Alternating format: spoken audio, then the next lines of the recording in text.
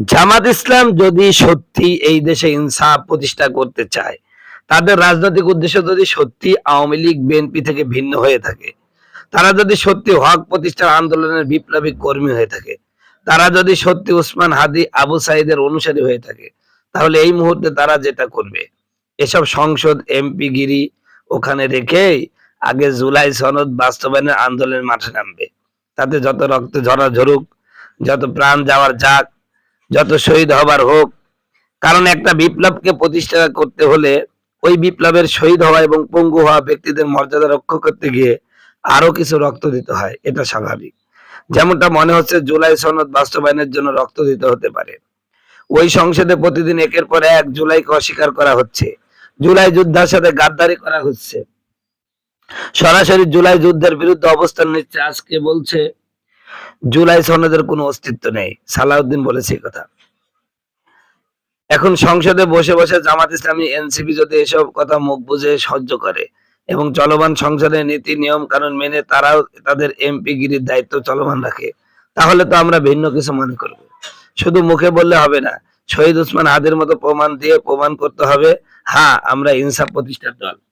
যদি তারা সেটা না করে জুলাই যোদ্ধাদের সাথে গাদ্দারি করা বিএনপির গঠিত এই সরকারের এই সংসদে তাদের এমপির সমর্থন নীতিমালা অনুসরণ করে থাকেন, তাহলে মনে করব জামাত ইসলাম ৭০টা সিট এবং এনসিপি ৫টা সিটের বিনিময়ে জুলাই বিক্রি করে দিয়েছে।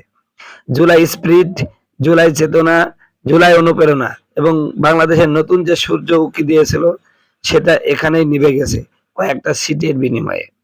সংবাদ সম্মেলন করে কয়েক মিনিট এই নিয়ম আমরা মানি না, মানব না, অমুক তারিখ আমরা আন্দোলনে নামবো, এসব হুঁশিয়ারি দিয়ে পরে আবার থামিয়ে যাওয়া, এসব নাটকবাজি বন্ধ করুন। এতদিন অন্তত জামার সমর্থক ছিলাম, এভাবে যদি চলতে থাকে বাংলাদেশের কোনো রাজনীতি আর সমর্থন করব না। এই নোংরা রাজনীতির উপর থুতু নিক্ষেপ করব।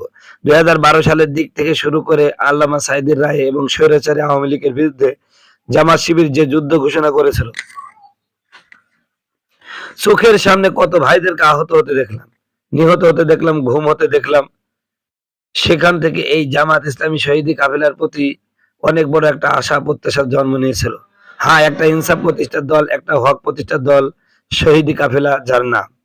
আশা করি তারা এই সামান্য কয়টা সিটের বিনিময়ে আশা হতাশা করবে না, তাদের নিজেদের জাত উদ্যান ভুলে যাবে না, তাদের লক্ষ্য উদ্দেশ্য ভুলে যাবে না। অনেকে আলোচনায় বলে দেলোয়ার হোসেন সাঈদীর জামাত আর বর্তমান জামাতের মধ্যে কিছুটা কোয়ালিটি লস হয়ে যাচ্ছে। আশা করি এই কথাটা তারা ভুল প্রমাণিত করবেন ইনশাআল্লাহ, এবং তাদের মূল লক্ষ্য মূল উদ্দেশ্য তারা অটল থাকবেন। সংসদে বসে যদি এই জুলাই সনদ বাস্তবায়ন করা না যায়, তাহলে ওই সংবিধান ওই সংসদে থুতু নিক্ষেপ করে রাস্তায় নেমে রক্ত দিয়ে আন্দোলন করতে হবে। বাংলাদেশকে সুন্দর করে সাজানোর এই একটি মাত্র সুযোগ, সেটা হচ্ছে জুলাই সনদ বাস্তবায়ন। তবে জুলাই সনদ বাস্তবায়নে আর একটা সমস্যা হতে পারে, ওরা নারী কিন্তু বেশি করতে চাইছে। এমনি ৫০টা আছে সংরক্ষিত নারী, আরো নাকি ৬০০টা করবে, তাহলে তো ওটা ঝগড়া সেন্টার হয়ে যাবে। জুলাই সনদের হার মধ্যে যে বিষয়গুলো আছে এর মধ্যেও কিছু সংস্কার দরকার, যেগুলো ইসলামের সাথে সম্পূর্ণভাবে সাংঘর্ষিক। আমরা এই কথাগুলোর বিষয়ে একমত না। আমাদের জাতীয় মসজিদের ইমাম সাহেব কথা বলছিলেন যে আপনি হা দিয়ে দিলেন, এই হার মধ্যে তো কিছু আছে যেগুলো কোরআন হাদিসের সাথে সাংঘর্ষিক। আমি কিভাবে আপনাকে গরানে হা বলতে পারি? তার কথা যৌক্তিক ছিল। এই হার মধ্যে যা আছে এগুলোর মধ্যে সংস্কার প্রয়োজন আমি মনে করি।